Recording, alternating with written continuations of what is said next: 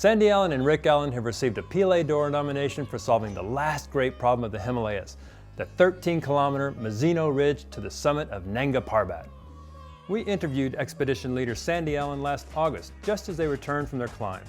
Sandy, Rick, Kathy O'Dowd, and 3 Sherpas, Lakpa Nuru, Lakpa Rangduk, and Lakpa Zarok, left their base camp on the 1st of July.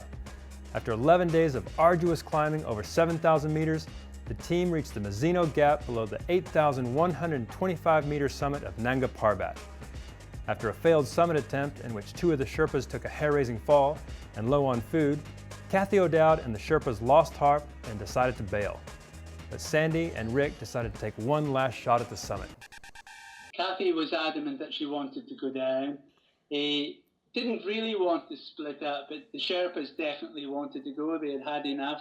And the Sherpas, once they decide to go down, I don't know if you've ever climbed the Sherpas before in Nepal or anywhere else, but once Sherpas make up their mind, it's really hard for them to, they really don't change it. I think it was about 5 o'clock in the morning when we got up. There was the 2 of us, and yeah, let's go for it. So we went for it, but we'd already decided that we weren't going to go the way we went before and trying to keep the ridge. We decided to try and traverse around, following the tracks that we made on the way back the last time, which are all blown in, and we thought there'd be tracks there, but it snowed a lot, so there was no tracks, and we had to make our own again, which is really hard work.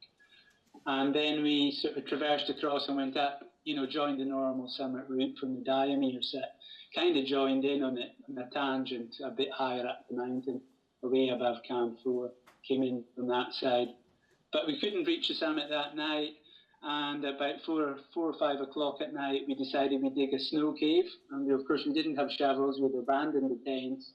So all we had was 2 ice axes. Well, Rick had 2 ice axes, I just had the one.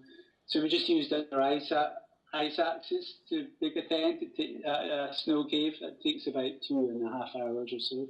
So we just got camped in the snow cave by about, just in darkness, 7:30, 8 o'clock at night. Okay, and then on the 15th, you start again, and you finally reach the summit about 6 o'clock that evening. That's right. We started quite early in the morning. We actually got up to the summit about 2 o'clock, but it was kind of white out and not white out, but very, very misty. We couldn't see, and we just couldn't find the summit. We were so close to it, and then I've got loads of photos of us on all the little ridges, and even got to the point of saying, look, Rick, we can't find this blooming summit. And, we knew it really well. So, we didn't know it really well. We'd been there once before, and there's a peg and there's an old snow stake hammered in, sort of to the summit, and we just couldn't find it. So 2 o'clock, and then eventually at about 12 minutes past 6 p.m., it all cleared up. About 4 or 5 o'clock, it cleared up. We could see where we were at 2 o'clock. We'd come away down this crenellated ridge, and then we climbed back up, which is really, really exhausting and hard work at 8,000 meters after being there an extra 4 hours than we needed to. Oof. And we actually found the true summit, and that's the photos that you've got there now up on the screen behind. Then we descended back to our snow cave. At 7,700. Yeah. And at that point... That was quite relaxing, because we knew we had that built already and everything. And at that point, you're trying to brew up, and your lighter won't work. Yeah, that's right. It was so stupid. Always carry a spare box. What about your spare lighter? Eh? What about your spare lighter? I know. Well, the spark lighters, they never work on those jet boils or any stove at high altitude. But I actually had spare storm matches, but they were in this really soft cardboard box, and I don't know if you've ever used those storm matches, but they take a lot of emery paper to light, and the box just disintegrated, and we just couldn't. We tried everything. We're looking for dry stones, or trying to scratch them in the surface of the stove, and just couldn't get it to light. And really, that was my fault, because we let Kathy and the Sherpas go. I never had a lighter, but before they left, I should have said, hey guys, give us one of your spare lighters, because we had lots, and it was just really quite careless. But also we were out of food. Anyway, we tried all sorts of things, and I think what happened was the lighter we had, just the little flint stone, the flint part, just had worn away. So we even had taken the fuel out, and we were trying to get all the fuel on top of the stove, and there was a little bit of spark coming out of the sparking lighter, but we just couldn't get it to light anything. So So that was us. We were out of water as well as food then. Right, because no lighter means no stove to melt snow to get water. Yeah, it's as simple as that. Yeah, we had a stove, we had half a cylinder of gas, and those jet boils, they are really, really economical with gas. So, we were pretty confident that we would have plenty to drink just with half a cylinder of gas, but we couldn't get a spark, so we didn't have anything to drink. You've got nothing to drink, you can't light your stove. You strike that last match, it doesn't light. What's going through your head? Do you think at that point that, hey, we're screwed, or are you still pretty confident? Well, we were still very confident, but the next day, walking down, we really thought, well, we were at this 7,700 meter sort of location in a very good snow cave. The last time I'd climbed the Diamere face, I went from Camp 4 down to base camp in one day, but it was all fixed, of course, so it was no bother. And we weren't really too concerned at that point, but once we started heading down from our snow cave the next morning, the snow was really, really deep, and it was all slabby, and it was really awkward. And it actually took us all, and Rick was very, very tired and behaving quite irrationally, so I was a bit worried about him. And, we felt okay, but instead of getting all the way down, we just got down to the height of the normal Diamere Camp 4. So that took us 8 hours, 9 hours to get there. To get about 300 meters, is that right? Yeah, the snow was really deep and really awkward. Rick was really tired. He was behaving out of character. Oh, maybe not 8 hours, but probably about 6 hours. And really, we should have been away down by Camp 3, Camp 2 by that time.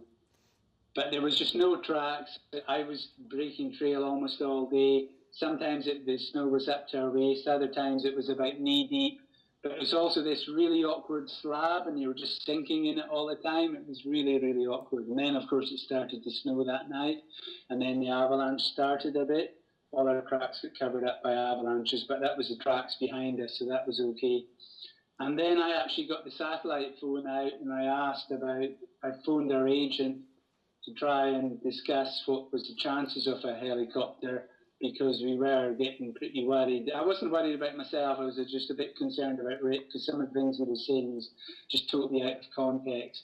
And Rick heard me, and he realized that I was thinking that he was thinking that I was thinking that he was, getting quite out of it. But he realized what I was up to, and he said, look, I don't need rescue, don't worry about me, I'm all right.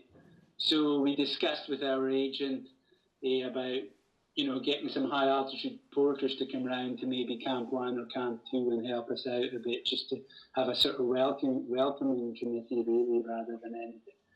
And but we were worried, by this stage it was late at night at Camp 4. We were getting. I was seriously concerned about the lack of water, because we're just below 8,000 meters, and you just know that dehydration is not the last thing you want.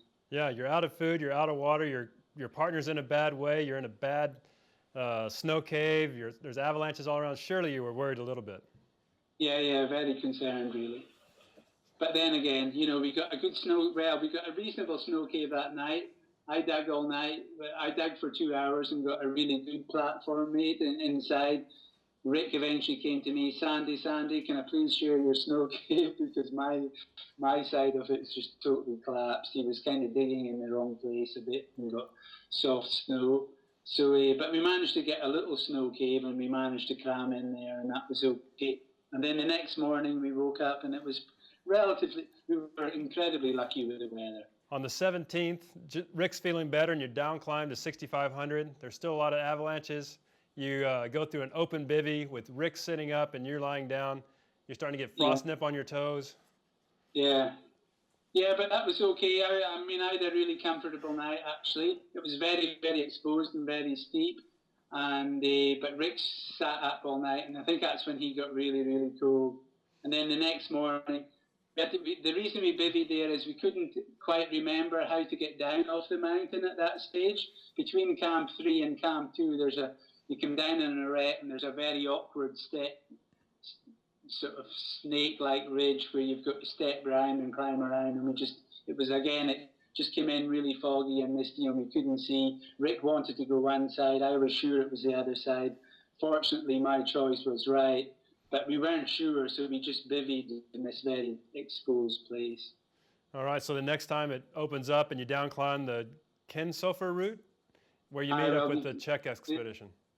It's a Diamere face, and on part of that is this big, several pictures that the Germans climbed years and years ago, and it was a really impressive lead by the Germans, and I don't think they ever really got complimented for, at the time, it must have been an amazing thing to climb. It's about Scottish grade 4/5, but that's all fixed, and it's a very steep, it's sort of like a really good mixed climbing wall, really. And at the top of that, at the top belay, we met Marek, and he was totally fantastic. I got my stove out. Rick was really, really tired at this point and really quite out of it. I got my little sumo stove out, cut a ledge in the snow, just cut it, got it all ready. And as soon as Marek saw that, he realised that we were wanting a drink. His English isn't that good, and his climbing partner hadn't arrived at that stage. So he dropped down his rucksack, got 2 Snicker bars out and a shot bar and this lighter, a little orange lighter, handed it to me, and we got a brew going straight away.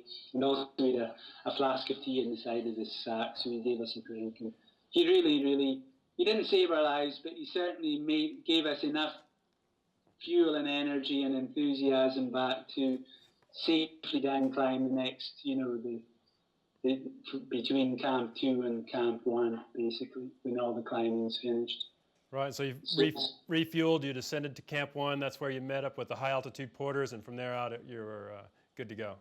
Yeah, that's fine. Our high-altitude porters couldn't come any higher because there was no fixed ropes, and the Pakistan high-altitude porters aren't, they're really nice people and stuff, but an awful lot of them aren't that great technical climbers. Like, they can drag up anything once the ropes are there, but there was no ropes there. Well, we're grateful that you made it back down. Fantastic job on this route. It's truly an epic climb. Was there any point on the route where you thought, man, this is it, we are screwed? We're going to be lucky to make it out of this alive. No, not really. No, I wouldn't say so. When Rick was behaving a bit bad between the summit and Camp 4, I was definitely concerned. But by night time, he had realised that he was behaving, and he seemed to somehow sort out his emotions and get his act together a bit and pull his socks up, basically, I suppose, and began to take it a bit more seriously.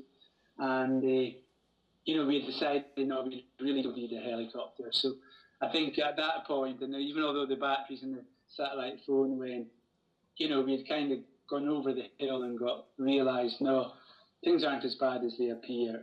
Just keep it together and we'll be fine. All right. Well, congratulations. Well done. And, hey, thanks very much. It was ace. All right. And what do you have coming up next? Well, I'm just sitting here trying to get my frosted fingers and my frosted toes a bit better, and I'll probably end up guiding in Chamonix in the next couple of weeks' time. All right. Did you or Rick end up losing any fingers or toes, or?